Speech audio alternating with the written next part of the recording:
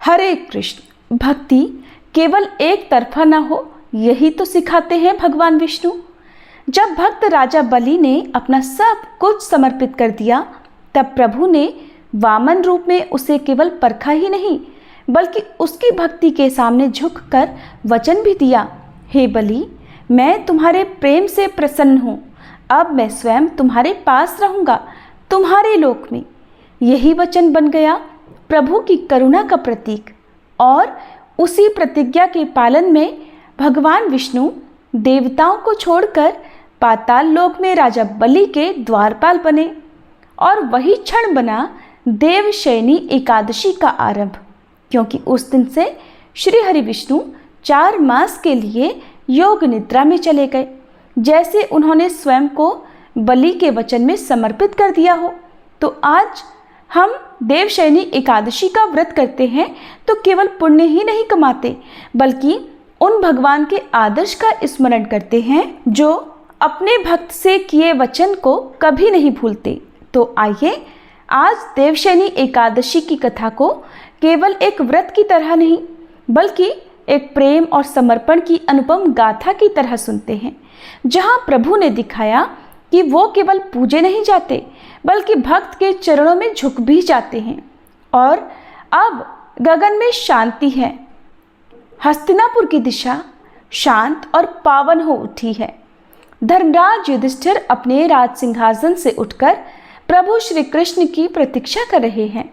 और तभी शंखनाद होता है, आकाश स्वर्णिम हो उठता है और श्री कृष्ण अपने दिव्य विमान से प्रकट होते हैं धर्मराज को सुनाने के लिए वो व्रत कथा जो आज हम सब के लिए भी उतनी ही आवश्यक है। धर्मराज युधिष्ठिर भगवान श्री कृष्ण से कहते हैं, हे मधुसूदन, आषाढ़ मास के शुक्ल पक्ष में आने वाली एकादशी का नाम क्या है और इस एकादशी का पालन करने की व्रत विधि क्या है? महाराज युधिष्ठिर की जिज्ञासा सुनकर भगवान मधुसूदन कहने लगे, हे पृथ्वीलोक के संरक्षक, ध्यानपूर्वक सुनो। मैं अब आपको वह कथा सुनाने जा रहा हूँ जो कि एक समय सृष्टि के रचयिता ब्रह्मा जी ने देवर्षि नारद को सुनाई थी। अब देखिए, जैसा कि आप तो जानते ही हैं कि परम वैष्णव नारद मुनि सदैव ही लोक कल्याण के लिए भिन्न भिन्न ब्रह्मांडों में विचरण किया करते हैं और करुणामयी देवर्षि नारद सदैव सामान्य बद्ध जीवों के उद्धार हेतु प्रयासरत रहते हैं।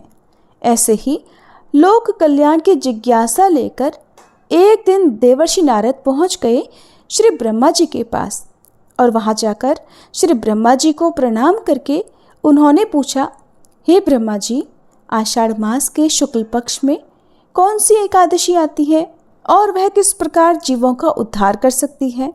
देवर्षि नारद का ये प्रश्न सुनकर ब्रह्मा जी ने कहा, हे मेरे प्रिय पुत्र, भगवान श्री विष्णु की प्रिय एकादशी व्रत से बढ़कर और भला क्या हो सकता है? जो भी व्यक्ति एकादशी का अनादर करता है वह घोर नरक में जाता है। आषाढ़ मास के शुक्ल पक्ष में पड़ने वाली एकादशी को हरिशयनी एकादशी या पद्मनाभा एकादशी के नाम से जाना जाता है। इसके विषय में हे नारद, अब मैं एक पौराणिक कथा सुनाता हूँ, ध्यान पूर्वक सुनो। सतयुग में मांधाता नामक एक चक्रवर्ती सम्राट राज्य करते थे। उनके राज्य में प्रजा बहुत सुखी थी, किंतु भविष्य में क्या हो जाए ये कोई नहीं जानता। अतः वे सम्राट भी इस बात से अनभिज्ञ थे कि उनके राज्य में शीघ्र ही भयंकर अकाल पड़ने वाला है। उनके राज्य में पूरे 3 वर्ष तक वर्षा ना होने के कारण भयंकर अकाल पड़ गया और इस अकाल से चारों ओर त्राही त्राही मच गई। धर्म पक्ष के यज्ञ, हवन, पिंडदान, व्रत कथा आदि में कमी हो गई। जब मुसीबत पड़ी हो तो धार्मिक कार्यों में प्राणी की भला रुचि कहाँ रह जाती है। भीषण अकाल से त्रस्त प्रजा ने अब राजा के पास जाकर रक्षा की गुहार लगाई। राजा तो इस स्थिति को लेकर पहले से ही दुखी थे। वे सोचने लगे कि आखिर मैंने ऐसा कौन सा पाप कर्म किया है जिसका दंड मुझे इस रूप में मिल रहा है। फिर इस कष्ट से मुक्ति पाने का कोई साधन करने के उद्देश्य से राजा अपनी सेना को साथ लेकर जंगल की ओर चल पड़े। वहाँ भटकते भटकते एक दिन वे ब्रह्मा जी के पुत्र अंगिरा ऋषि के आश्रम में जा पहुँचे। पहुंचकर उन्होंने साष्टांग प्रणाम किया। ऋषिवर ने आशीर्वाद देने के बाद कुशल मंगल पूछी। फिर जंगल में विचरने और अपने आश्रम में आने का कारण जानना चाहा। तब राजा ने हाथ जोड़कर कहा, हे महात्मन, मैं सभी प्रकार से धर्म का पालन करता हुआ भी अपने राज्य में अकाल का दृश्य देख रहा हूँ। आखिर किस कारण से ऐसा हो रहा है? कृपया इस समस्या का कोई समाधान बताइए। राजा की यह समस्या सुनकर महर्षि अंगिरा ने कहा, हे राजन, सब युगों से उत्तम यह सतयुग है। इसमें छोटे से छोटे पाप का भी बड़ा भयंकर दंड मिलता है। इसमें धर्म अपने चारों चरणों में व्याप्त रहता है। ब्राह्मण के अलावा किसी अन्य जाति को तप करने का अधिकार नहीं है। जबकि हे राजन, आपके राज्य में एक शूद्र तपस्या कर रहा है। यही कारण है कि आपके राज्य में वर्षा नहीं हो रही। जब तक वह काल को प्राप्त नहीं होगा तब तक यह दुर्भिक्ष शांत नहीं होगा। राजन, दुर्भिक्ष की शांति उसे मारने से ही संभव है। किंतु राजा का हृदय एक नर अपराध शूद्र तपस्वी का वध करने के लिए तैयार नहीं हुआ। इसलिए उन्होंने कहा, हे देव, मैं उस निर अपराध को मार दूं? ये बात मेरा मन स्वीकार नहीं कर रहा। कृपा करके आप कोई और उपाय बताइए। तब महर्षि अंगिरा ने कहा, राजन, फिर आषाढ़ मास के शुक्ल पक्ष की एकादशी का आप विधि विधान से पालन करो। इस व्रत के प्रभाव से आपके राज्य में अवश्य ही वर्षा होगी। अपनी समस्या का समाधान जानकर महाराज मांधाता ने मुनिवर को प्रणाम किया और उसके बाद वे अपनी सेना सहित अपनी राजधानी वापस लौट आए। फिर चारों वर्णों सहित पद्मनाभा एकादशी का विधि पूर्वक व्रत किया। इस व्रत के पुण्य प्रभाव से राजा के राज्य में मूसलाधार वर्षा हुई और पूरा राज्य धन धान्य से परिपूर्ण हो गया। भगवान श्री कृष्ण महाराज युधिष्ठिर से कहते हैं, हे राजन, यह महान पुण्यदायी, स्वर्ग और मोक्ष प्रदान करने वाली, सभी पापों को हरने वाली तथा उत्तम एकादशी व्रत है। आषाढ़ शुक्ल पक्ष में शयनी एकादशी के दिन जिन्होंने कमल पुष्प से कमल लोचन भगवान श्री हरि का पूजन तथा एकादशी का उत्तम व्रत किया है, उन्होंने तीनों लोकों और तीनों सनातन देवताओं का पूजन कर लिया। हरिशयनी एकादशी के दिन मेरा एक स्वरूप राजा बलि के यहाँ रहता है और दूसरा क्षीर सागर में शेषनाग की शैया पर तब तक शयन करता है जब तक आगामी कार्तिक की एकादशी नहीं आ जाती। अतः आषाढ़ शुक्ला एकादशी से लेकर कार्तिक शुक्ला एकादशी तक मनुष्य को भली भांति धर्म का आचरण करना चाहिए। जो मनुष्य इस व्रत का अनुष्ठान करता है वह परम गति को प्राप्त होता है। इस कारण यत्नपूर्वक इस एकादशी का व्रत रखना चाहिए। एकादशी की रात में जागरण करके शंख चक्र और गदा धारण करने वाले भगवान श्री विष्णु की भक्तिपूर्वक पूजा करनी चाहिए। ऐसा करने वाले पुरुष के पुण्य की गणना करने में चतुर्मुख ब्रह्मा जी भी असमर्थ हैं। राजन, जो इस प्रकार भोग और मोक्ष प्रदान करने वाले सर्व पापहारी एकादशी के उत्तम व्रत का पालन करता है वह जाति का चांडाल होने पर भी संसार में सदा मेरा प्रिय करने वाला है। जो मनुष्य दीपदान, पलाश के पत्ते पर भोजन और व्रत करते हुए चौमासा व्यतीत करते हैं वे मेरे प्रिय हैं। चौमासे में भगवान विष्णु सोए रहते हैं, इसलिए मनुष्य को भी भूमि पर शयन करना चाहिए। सावन में साग, भादों में दही, क्वार में दूध और कार्तिक में दाल का त्याग कर देना चाहिए। या फिर जो चौमासे में ब्रह्मचर्य का पालन करता है वह परम गति को प्राप्त होता है। राजन, एकादशी के व्रत से ही मनुष्य सब पापों से मुक्त हो सकता है। अतः सदा इसका व्रत करना चाहिए, कभी भूलना नहीं चाहिए। श्री ब्रह्मा जी देवर्षि नारद से कहते हैं, हे नारद, अब मैं देवशयनी एकादशी व्रत से संबंधित दूसरी पौराणिक कथा भी कहता हूँ, ध्यान पूर्वक सुनो। पौराणिक कथा के अनुसार एक बार राजा बलि ने तीनों लोकों पर अधिकार कर लिया था, जिससे देवी देवतागण परेशान हो गए। भयभीत होकर देवराज इंद्र भगवान श्री विष्णु से सहायता मांगने उनके पास पहुंचे। तब श्री हरि ने देवताओं की रक्षा हेतु वामन अवतार धारण कर लिया और भिक्षुक के रूप में राजा बलि के पास दान मांगने पहुंचे। उन्होंने राजा बलि से 3 पग भूमि का दान मांगा, जिसमें वे पहले पग में समस्त दिशाओं सहित संपूर्ण पृथ्वी और आकाश को नाप लेते हैं। दूसरे पग में उन्होंने स्वर्ग को नाप लिया। अब तीसरा पग रखने के लिए कुछ भी शेष न बचा, तो बलि ने अपना शीश आगे करते हुए निवेदन किया कि प्रभु, अपना तीसरा पग मेरे शीश पर रख लीजिए। राजा बलि की दानवीरता देखकर भगवान विष्णु बहुत प्रसन्न हुए और बलि के इस दान और समर्पण से प्रसन्न होकर भगवान विष्णु ने बलि को पाताल का अधिपति बना दिया और वर मांगने को कहा। तब राजा बलि ने भगवान से पाताल लोक में ही बसने की इच्छा जताई। भगवान विष्णु ने अपने भक्त बलि की इच्छा पूरी की और पाताल लोक चले गए। भगवान के पाताल लोक में जाने से सभी देवी देवता और देवी लक्ष्मी अत्यंत चिंतित हो गई। अपने पति को वापस लाने के लिए माँ लक्ष्मी जी एक गरीब स्त्री का रूप धारण कर राजा बलि के पास पहुंची। फिर राजा बलि को राखी बांधकर देवी लक्ष्मी ने उन्हें अपना भाई बना लिया और बदले में भगवान विष्णु को पाताल लोक से वापस ले जाने का वचन ले लिया। तब भगवान ने राजा बलि को निराश न करते हुए ये वरदान दिया कि वे हर साल आषाढ़ शुक्ल एकादशी से कार्तिक शुक्ल एकादशी यानी कि 4 माह तक पाताल लोक में योग निद्रा में वास करेंगे। इस प्रकार श्री ब्रह्मा जी देवर्षि नारद से कहते हैं, हे नारद, इस व्रत को करने से भगवान विष्णु अत्यंत प्रसन्न होते हैं। अतः मोक्ष की इच्छा रखने वाले भक्तों को देवशयनी एकादशी का व्रत अवश्य रखना चाहिए। चातुर्मास्य व्रत भी इसी एकादशी के व्रत से आरंभ किया जाता है। कथा का सार ये है कि अपने कष्टों से मुक्ति पाने के लिए किसी दूसरे का बुरा नहीं करना चाहिए। अपनी शक्ति से और भगवान पर पूरी श्रद्धा और विश्वास रखकर संतों के कहे अनुसार सत्कर्म करने से बड़े कष्टों से भी सहज ही मुक्ति मिल जाती है। अब ये दिव्य संवाद यही विश्राम लेता है।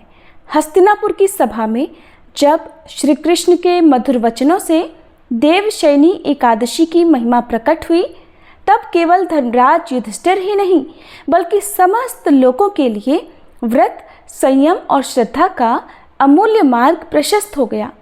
भगवान श्री कृष्ण ने जिस भाव से इस एकादशी के पुण्य को वर्णित किया, वो केवल धर्म का उपदेश नहीं था बल्कि भक्त और भगवान के मध्य अटूट विश्वास का वचन था।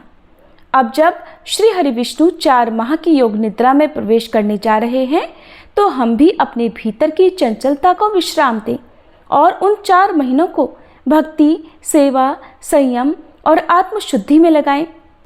हे मधुसूदन, जैसे आपने धर्मराज को इस व्रत का अमृत पान कराया, वैसे ही हम सब के जीवन में भी हर एकादशी हमें पापों से मुक्त कराने वाली बन जाए। जैसे आपने योग निद्रा में भी संसार की रक्षा का प्रण लिया, वैसे ही हमारे जीवन में आपकी कृपा सदैव जागृत रहे। सभी प्रेम से बोलिए, श्री हरि विष्णु की जय। देवशयनी एकादशी की जय। देवशयनी एकादशी का ये पावन दिन केवल व्रत और उपवास का नहीं बल्कि मन, वचन और कर्म से भगवान विष्णु की शरण में जाने का पर्व है। आज से भगवान श्री हरि 4 मास के लिए योग निद्रा में जाने वाले हैं, लेकिन उनके भक्तों की पूजा, श्रद्धा और भक्ति कभी निष्फल नहीं जाती।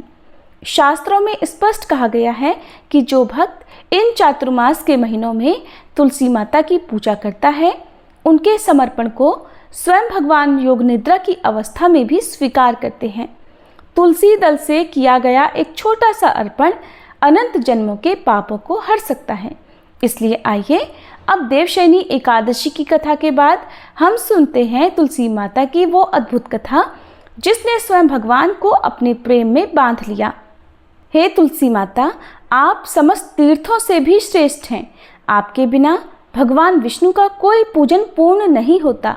आप भक्तों की हर मनोकामना पूर्ण करने वाली, पापों का नाश करने वाली और सुख शांति प्रदान करने वाली हैं। आपने अपने तप, त्याग और प्रेम से स्वयं भगवान श्री हरि को प्राप्त किया। आप पत्थर को भी पावन बना देती हैं और जिस घर में आपका वास होता है वहाँ दरिद्रता, रोग और दुर्भाग्य कभी नहीं टिकते। हम सब आपके चरणों में कोटि कोटि वंदन करते हैं। कृपा करके हमारे जीवन को भी हरि भक्ति से जोड़ दीजिए। हमें निष्कलंक प्रेम, सत्य, श्रद्धा और शुद्ध आचरण प्रदान कीजिए।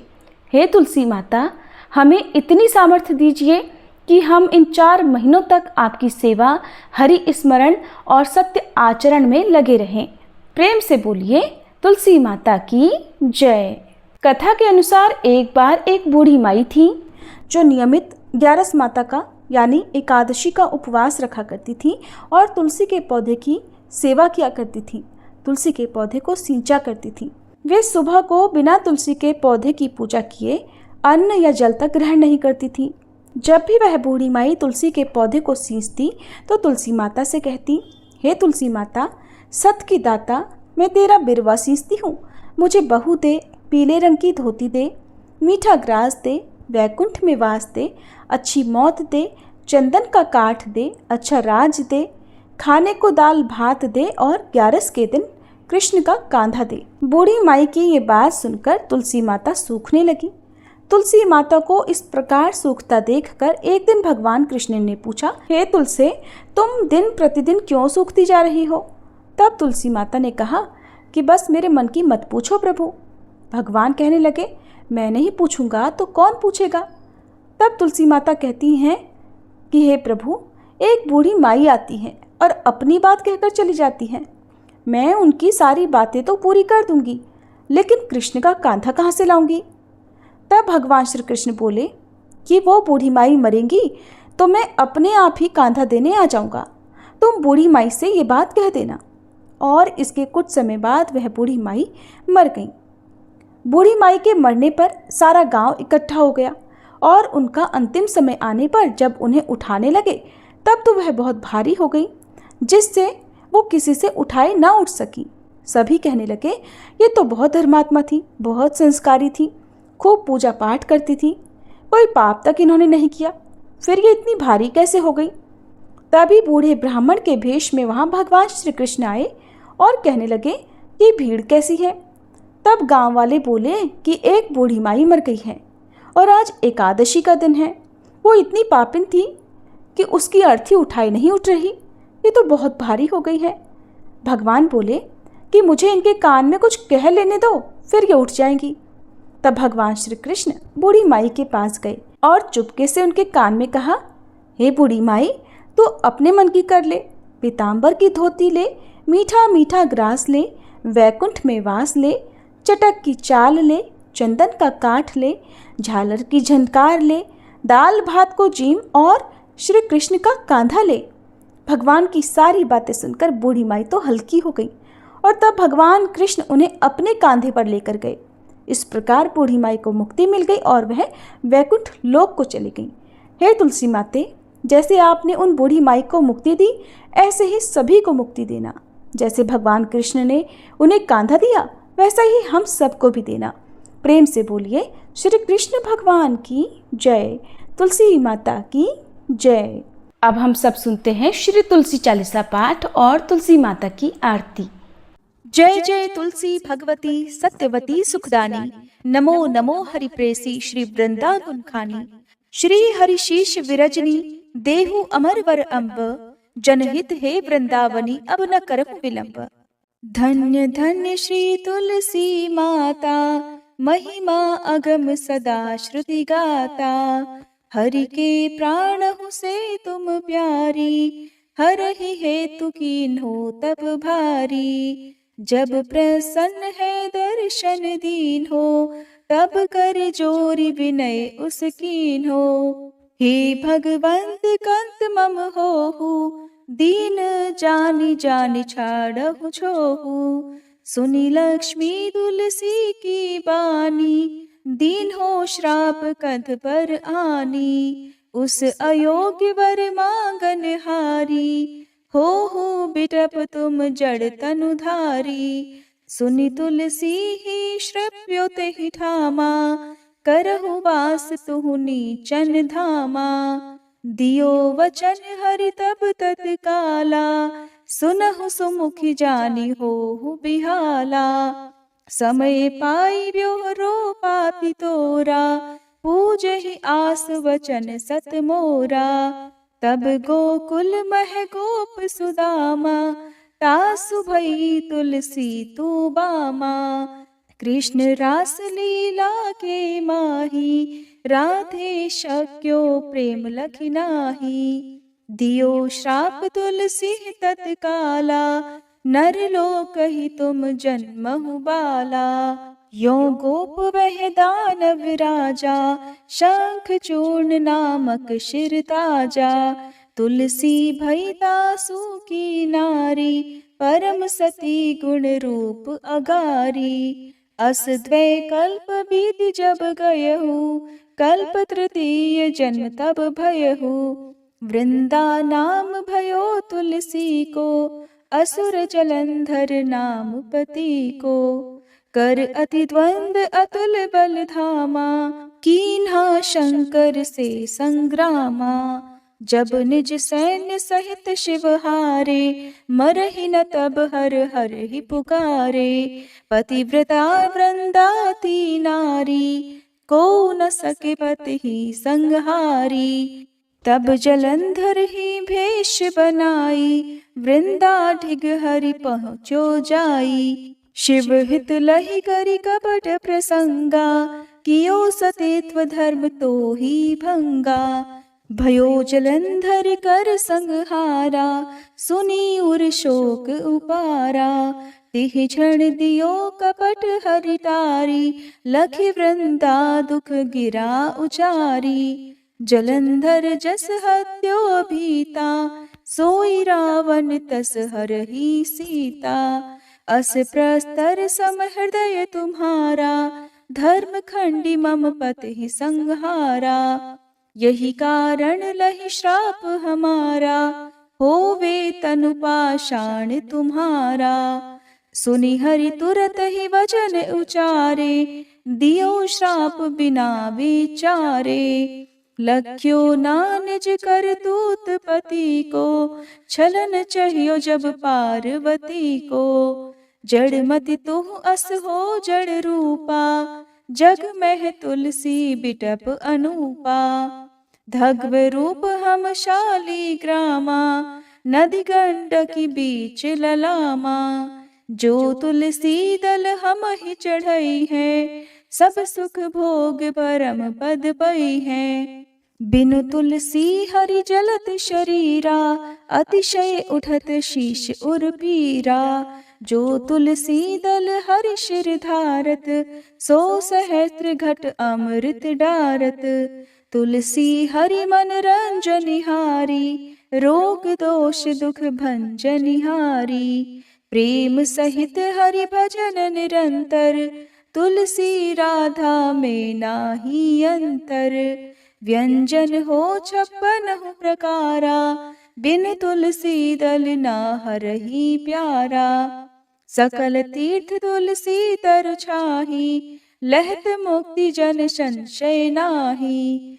कवि सुंदर इक हरि गुण गावत, तुलसी निकट सहस गुण पावत। बसत निकट दुर्वासा धामा, जो प्रयास ते पूर्व ललामा। पाठ करहि जो नित नर नारी, हो ही सुख भाषहि त्रिपुरारी। तुलसी चालीसा पढ़ी तुलसी तरु गृहधारी, दीप दान करी पुत्र फल पावहि बंध्यहु नारी।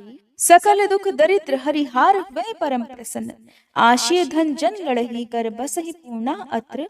लाही अभिमत फल जगत मह लाही पूर्ण सब काम, जेई दल अर्पहि तुलसी तह सहस बसहि हरि राम। तुलसी महिमा नाम लख, तुलसी सूत सुख राम। मानस 40 रच्यो जग मह तुलसीदास। प्रेम से बोलिए तुलसी महारानी की जय। तुलसी महारानी नमो नमो, हरि की पटरानी नमो नमो। तुलसी महारानी नमो नमो, धन तुलसी पूरण तप कीनो। शालिग्राम बनी पटरानी नमो नमो, तुलसी महारानी नमो नमो, हर की पटरानी नमो नमो। जाके पत्र मंजरी कोमल, श्रीपति कमल चरण लपटानी नमो नमो, तुलसी महारानी नमो नमो, हरि की पटरानी नमो नमो।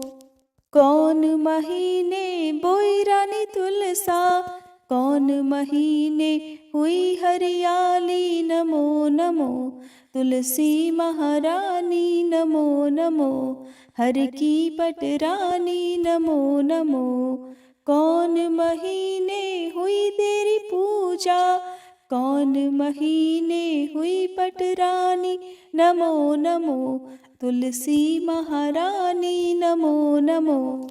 आषाढ़ मास में बोई रानी तुलसा, सावन महीने हुई हरियाली नमो नमो, तुलसी महारानी नमो नमो, हरि की पटरानी नमो नमो। कार्तिक मास में हुई तेरी पूजा, मंगसिर मास हुई पटरानी नमो नमो, तुलसी महारानी नमो नमो, हर की पटरानी नमो नमो। धूप दीप नैवेद्य आरती, पुष्पन की वर्षा बरसानी नमो नमो, तुलसी महारानी नमो नमो, हर की पटरानी नमो नमो।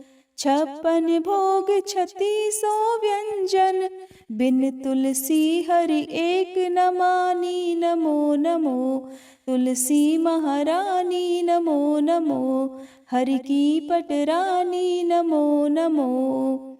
जो तुलसी को सवेरे गाए, श्री कृष्ण के दर्शन पाए नमो नमो, तुलसी महारानी नमो नमो, हर की पटरानी नमो नमो।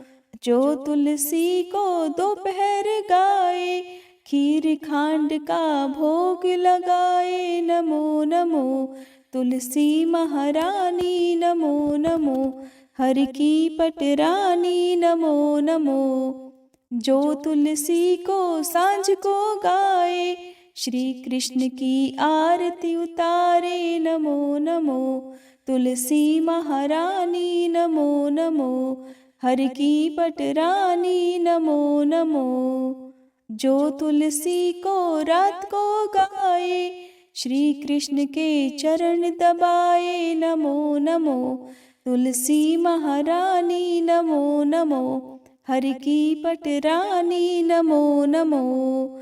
सब सखी मैया तेरो यश गावे, भक्ति दान दी जय महारानी नमो नमो, तुलसी महारानी नमो नमो, हर की पटरानी नमो नमो, तुलसी महारानी नमो नमो, हर की पटरानी नमो नमो।